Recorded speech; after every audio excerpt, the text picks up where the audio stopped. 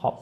O'tgan darsimizda biz sizlar bilan polностью kolonnalarni qo'yish, devor vitrajlarni qo'yish, ya'ni oynalarni qo'yish hamda pol перекрытияларni qo'yishni o'rgandik va undan tashqari razmerlar bilan ishlashni o'rgandik. Hop.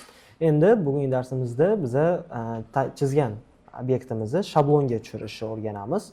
Buning uchun hozir bizga keraksiz narsalarni polностью yashirib tashlaymiz. Belgilab olamiz keraksiz narsalarimizni. Ve ularni belgilab, mishkani o'ng tarafini bosib, skrit при просмотре elementi bor. O'sha yerdan skrit qilib qo'yamiz. Чтобы bizga xalaqit bermasligi uchun. Undan keyin biz bu shablonda devorlarimizni rangini o'zgartirmoqchi bo'lamiz. Buning uchun biz shablon yaratishimiz kerak. Shablon yaratish uchun shablon videodan kiramizda, mana переименовать emas, kopировать turibdi.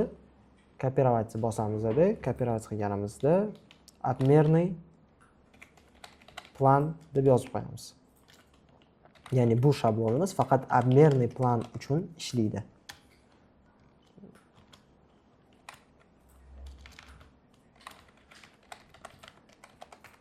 Обмерный plan. Okay. Обмерный planimiz chiqdi.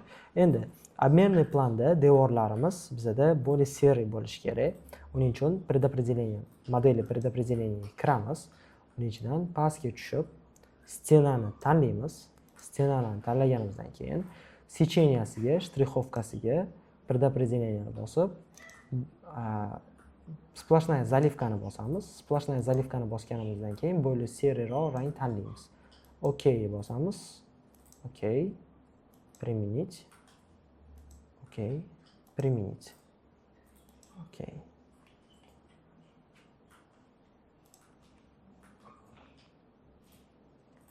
Hop, endi biz bunga galочкani bosib qo'yamiz. Чтобы bu ishlashi uchun imенно shu narsaga.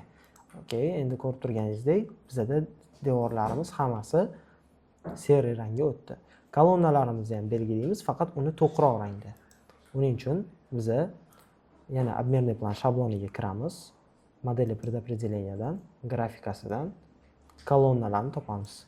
Kolonna штриховкasiga, сечение штриховкasiga tanlab, splashная заливка. Splashная заливкадан bo'lib темныйroq rang tanlab, okay. Okay. Okay. Применить.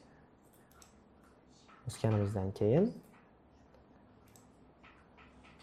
несущий kolonna ekan. Uning uchun bizga faqat несущий kolonnalarni tanlashimiz kerak bo'ladi. Hop, предопределениyadan несущий kolonna bor. Rang tanlaymiz. To'g'ri rang qilib, okay. Mana ko'rib turganingizdek, bizda o'sha несущий kolonnalarimiz rangi to'qlashdi. Shablonimiz nimaga kerak bo'ladi? Bizda stadiyalarimiz bor, vaqtlarimiz bor. O'sha vaqtda bizda shablon juda katta rol o'ynaydi.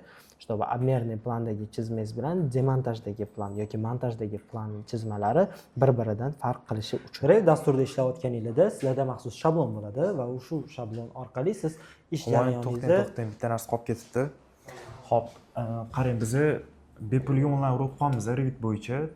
O'ylaymanki, aynan shu videoni ko'rayotgan barcha manfaat olyapti aynan shu darslikdan. Xo'p, agar sizlar ham bundan ham ko'ra ko'proq manfaat olmoqchi bo'lsanglar, Revit programmasi bo'yicha bemalol bizani pulli uroklarimizni xarid qilsanglar bo'ladi. Bu darslar ichiga nima kirgan va qanaqa darslik o'zi degan savol sizlarda bo'ladigan bo'lsa, buni hammasiga Humoyun o'zi bitta javob berib ketadi. Xo'p. Bizning pulli darsligimizda sizlar bizdan o'rganadigan narsalar bu boshlang'ich darajadan professional darajagacha bo'ladigan tushunarli metodika, amaliy mashg'ulotlar va tayyor loyihalarni ustida ishlash va eng asosiysi Firdavs bizning mutaxassislarimiz bizdan dars olgandan keyin bemalol xalqaro darajadagi dizaynerlarga yoki xalqaro darajada bemalol ish faoliyatini olib borsa bo'ladi. Juda ham zo'r, ko'p onlayn darslarni kuzataman. Aynan shu darslarda xalqaro degan so'z juda ham kam ishlatiladi. Agar sizlarga ham aynan shu darslar kerak bo'ladigan bo'lsa va Revit sohasi bo'yicha juda ham katta bir tramplin qo'ymoqchi bo'lsanglar o'zingizlarga, sizlarga bu darslarni xarid qilishni maslahat beraman. Hozirroq xarid qiling va kelajagingiz uchun investitsiya kiriting. Xuddi shunday.